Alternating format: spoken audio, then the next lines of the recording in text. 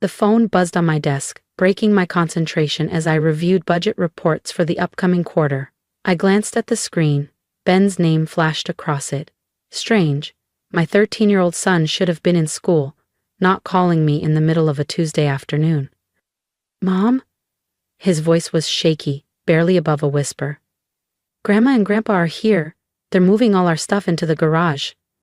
I sat up straighter, my grip tightening on the pen in my hand. What do you mean, sweetheart? They said we don't need such big rooms anymore, that we should be grateful to have a roof over our heads. They're making them into offices for their business. Mom, they're just throwing our things in the garage, like trash. My blood ran cold. Eleanor and Howard. My in-laws had always been overbearing, but this was a new level of audacity. 3 months ago they had moved in with us, claiming they were facing temporary financial struggles with their real estate firm.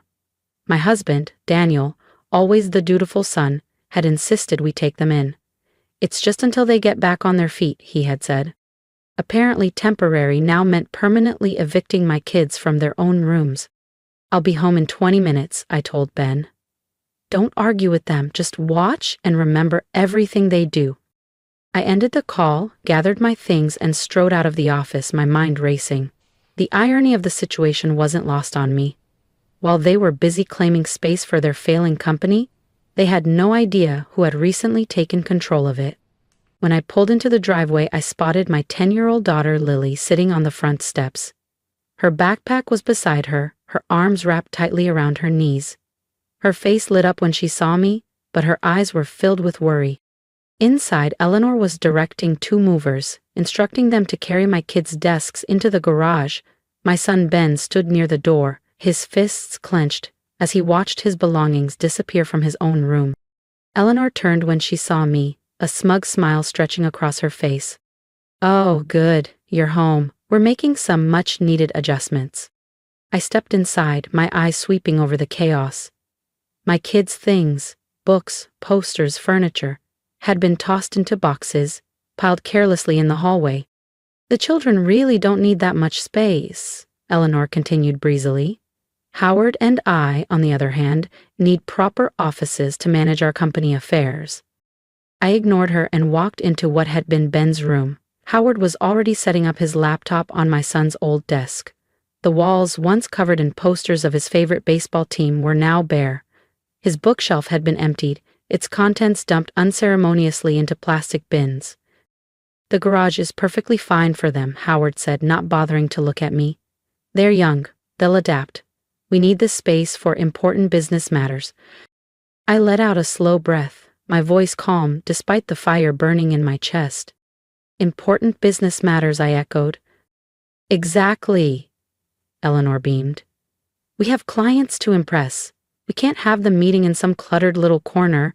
Presentation is everything in real estate. Lily appeared in the doorway, her voice barely above a whisper. Where are we supposed to do our homework? She asked. The garage doesn't even have a table.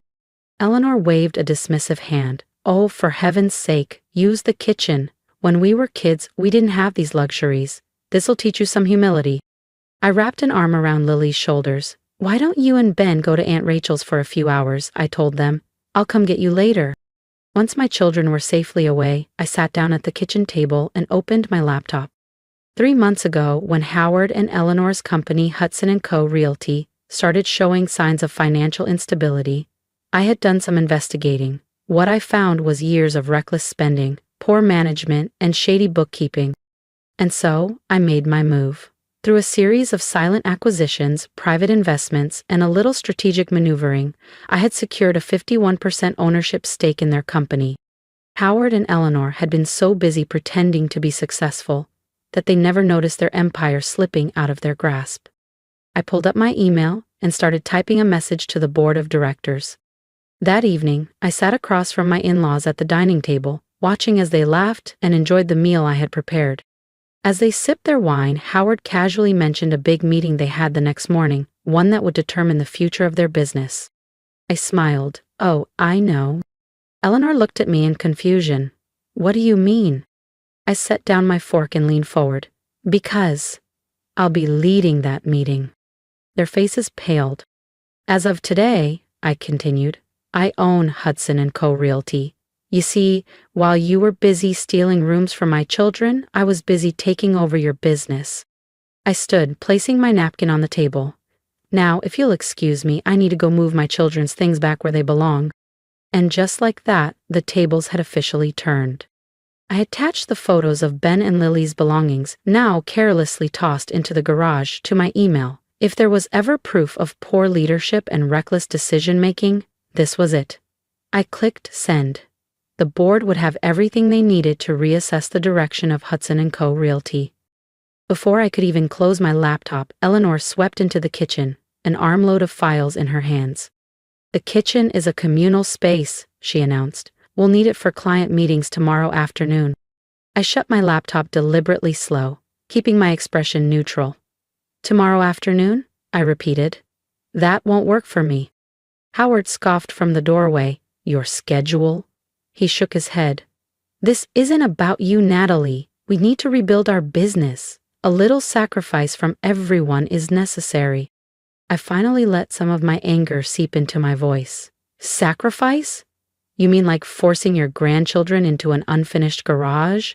Like throwing their belongings down the stairs as if they were trash? Is that the kind of sacrifice you mean, Howard?" He puffed up his chest, his face reddening. "Now see here." "No," I cut him off, my voice sharp and unwavering. "This is my house. My name is on the deed. You are guests here. Guests who have dramatically overstayed your welcome and have the audacity to throw my children out of their own rooms?" Eleanor laughed, that same condescending, grating sound that had irritated me for years. "Please," she said, "we're family. Family helps each other. Right now, we need these rooms more than the children do. It's for the greater good."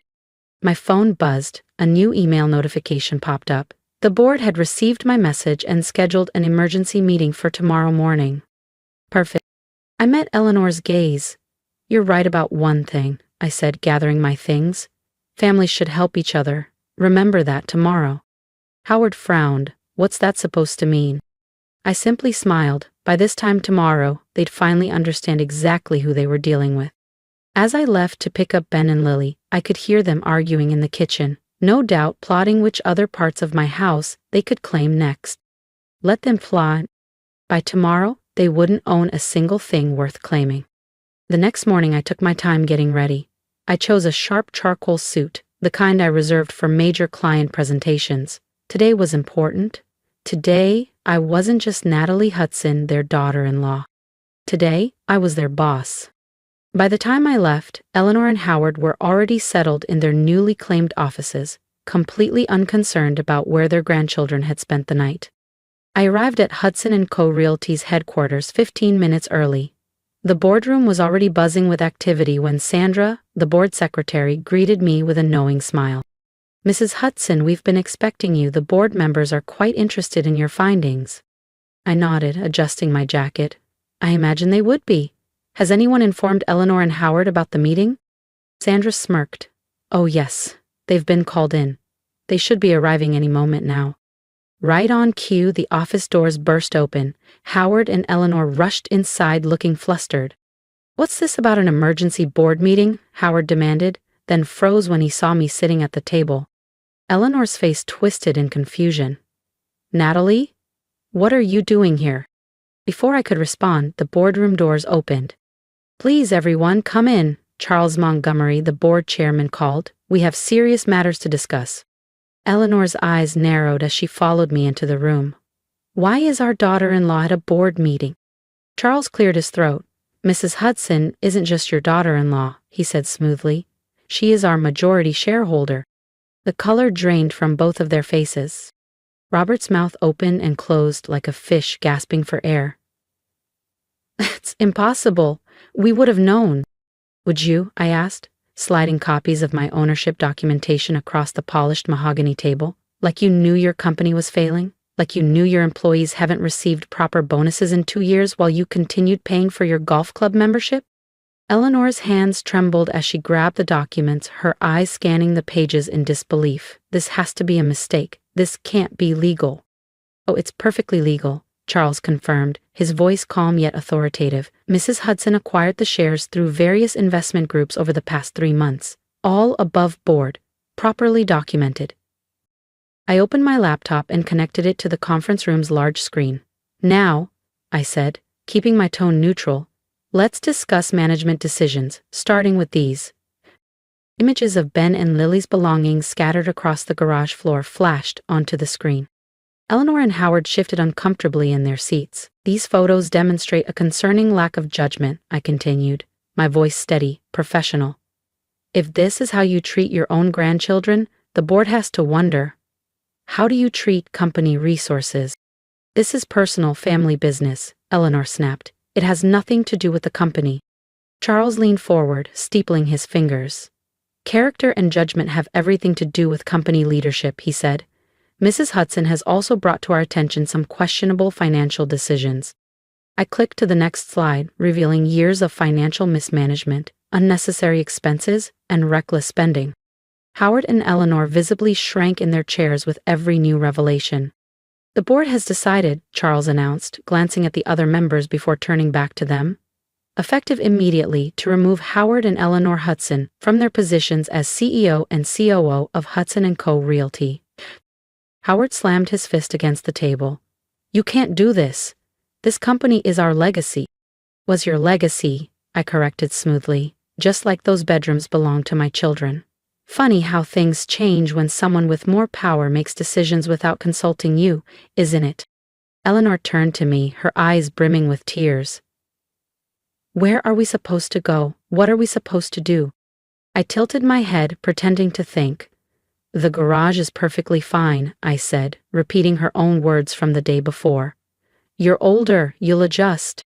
I paused, gathering my papers. Although, you might want to start looking for a new place altogether. As of this morning, I've rescinded your invitation to stay in my home. Howard's face twisted in fury. James won't allow this, he bellowed. When our son hears about this. James already knows, I cut him off. I showed him the photos last night. He's the one who suggested I move up the timeline for this meeting. Their expressions turned to shock at this final betrayal. James had always been their safety net, the guarantee that they could do whatever they wanted without consequences. If you'll excuse me, I said, standing and straightening my jacket. I need to get home and help my children move their belongings back to their proper rooms. As I walked out of the boardroom, I heard Eleanor begin to cry, and Howard weakly arguing with Charles about severance packages. I felt no satisfaction, no distress. This wasn't about revenge. It was about consequences and protecting what mattered most. My phone buzzed, a text from James. How did it go? Just as planned, I replied. They're out of their positions. Are you still okay with having them move out? He asked. More than okay, he texted back. I should have stood up to them years ago. I'm sorry it took them hurting the kids for me to see who they really are. I pulled into the driveway where Ben and Lily were waiting with Aunt Rachel. Their faces lit up when I stepped out of the car. They can move back into their rooms, I told them, and the relief that washed over their faces was all I needed to know. Tonight, our home would finally be ours again. That's not what real family does, James finished, his voice steady but firm. Family isn't about control or guilt. It's about love, support, and making sure the people you care about feel safe. Lucas nodded, his shoulders relaxing a bit. Okay, he said quietly. I just didn't know if it made me a bad person. I reached over and ruffled his hair. Not at all, sweetheart. You're allowed to have feelings. You're allowed to be hurt. And you're allowed to move on. Emma still looked troubled, pushing the food around her plate with her fork. It's just, I don't get it. If they say they love us, why did they act like we didn't matter? James sighed. Some people think love means control, that as long as they say they're doing something for family, it doesn't matter who they hurt in the process. I squeezed Emma's hand. But love isn't about making people small so you can feel bigger. Real love lifts people up. And if someone can't understand that, then it's up to us to set boundaries. She nodded, a little more at ease. I'm glad they're gone, she admitted softly. So am I said. The next few weeks were peaceful in a way that we hadn't experienced in months. Without Eleanor and Howard dictating how we lived, our home finally felt like ours again. The house was quieter, but in the best way. No more tense conversations, No more whispered frustrations over dinner. I repainted Emma's walls a fresh yellow while she picked out a new bookshelf. Lucas got a new desk to replace the one they'd broken. The basement was reorganized back into storage, exactly how it was meant to be. Howard and Eleanor, meanwhile, had gone from anger to denial to bargaining. They still hadn't fully accepted that they had lost everything they had taken for granted. James kept me updated on their situation, but I refused to engage. When Howard sent a long-winded email about how I had ruined their lives, I deleted it without reading past the first line. When Eleanor tried calling, I blocked her number. I wasn't interested in their justifications. One afternoon, James came into the kitchen, his expression unreadable. He set his phone on the table in front of me. "They're running out of options," he said. "They're thinking of moving out of state to live with my aunt in Arizona." I took a sip of my coffee. "I hope it works out for them." "You really don't care?" I met his eyes. "I care about protecting my family. I care about the fact that our kids finally feel safe in their own home again. But about them?" I shrugged. "They made their choices. Now they have to live with them." James exhaled and nodded. "I think I finally get it now. I kept trying to find a way to fix things, but the truth is, they don't want to change." "No," I agreed. "They just want to go back to the way things were, where they could do whatever they wanted without consequences." That evening, as we sat down for dinner, Emma and Lucas laughed over something that had happened at school. The house felt warm, full of life again. And for the first time in a long time, I felt completely at peace. The next morning, I received an email from Charles Montgomery. The board had unanimously voted to rename Hudson & Co. Realty to Summit Consulting Group, marking a complete departure from the Hudson legacy. Attached was a photo of the new sign being installed at the company headquarters. A fresh start, in every sense of the word. I forwarded the email to Eleanor and Howard, adding only a short note. Sometimes, a fresh start is the best path forward. Eleanor's response came within minutes. "You think you've won, but you're teaching your children to be ruthless. One day, they'll do the same to you." I sat with her words for a moment before shutting my phone. She still didn't understand. That evening, as I walked through our home, I let the warmth of normalcy settle over me. Ben was at his desk, deeply focused on his science project, his room fully restored. Down the hall, Lily played piano, the soft notes floating through the house. These were the moments Eleanor and Howard had tried to steal. Not just rooms, but my children's sense of security and self-worth. James appeared beside me, slipping his arm around my waist. "You know," he said, his voice low, "I always thought keeping the peace with my parents was the right thing to do, but watching you stand up to them, showing our kids that they deserve to be protected, that's what real family leadership looks like." I leaned into him, feeling the tension of the last few months begin to fade. "They'll never doubt their worth again," I murmured. 3 months later, Summit Consulting Group posted its best quarter in 5 years. I had stepped back from day-to-day involvement, choosing to remain a silent majority shareholder, while new leadership brought in much-needed change. Eleanor and Howard had finally stopped trying to contact us, seemingly accepting that their actions had permanently altered our family dynamic. And as for Ben and Lily, they were thriving. The experience had taught them something invaluable, that they had the right to stand up for themselves. Just last week, Emma had confidently handled a bullying situation at school, telling a girl, "I don't have to accept being treated badly just because you think you have power over me." That evening, as I tucked Ben into bed, he looked up at me, thoughtful. "Mom," he asked, "are you ever going to tell us what happened to Grandma and Grandpa's company?" I sat on the edge of his bed, choosing my words carefully. Sometimes, people think having power means they can treat others however they want, but real strength isn't about dominating people, it's about protecting what matters and standing up for what's right. He nodded, his young mind processing it all. "Like how you protected our rooms." "Exactly," I said with a smile, brushing his hair back before kissing his forehead. "And I always will." As I turned off his light, I thought about Eleanor's accusation, that I had been ruthless. She was wrong. Teaching my children that they deserve respect, that their boundaries matter, and that they don't have to accept mistreatment, even from family, wasn't ruthlessness, it was love. The company would continue to thrive under new leadership, but that was just business. The real victory was in our home, where my children slept peacefully in their own rooms, secure in the knowledge that they were valued, protected, and loved. Some would call it revenge, but I called it justice. The kind that heals and teaches, rather than destroys. And that, above all, was the most important legacy I could leave my children. I want to hear from you. After everything my family went through, I stood my ground, not just for myself, but for my children. Have you ever been in a situation where you had to stand up to someone who thought they had all the power? Maybe it was at work, within your family, or even among friends. Someone who took what was yours and expected you to just accept it. What did you do? Did you fight back? Did you walk away? If you could go back, would you have done? I had to make a choice, not just to reclaim my children's rooms, but to teach them their worth. I want to hear your thoughts. What would you have done if you were in my place? Do you think I was too harsh? Or was it time for my in-laws to learn that actions have consequences? Let me know in the comments. I'm reading every single one. And if there's one thing you take from my story, let it be this: your boundaries matter.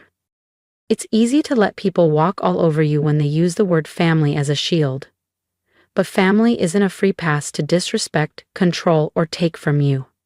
Being related to someone doesn't mean they get to dictate your life, your space, or your happiness. You have the right to say no. You have the right to take back what's yours. If you're facing a similar situation, if someone in your life is crossing boundaries and making you feel small, don't be afraid to stand up for yourself. You don't have to accept mistreatment just to keep the peace. True peace comes when you protect what matters, and that includes yourself and the people you love. So tell me, how have you stood up for yourself? Drop your story in the comments and let's keep this conversation going. Your voice matters.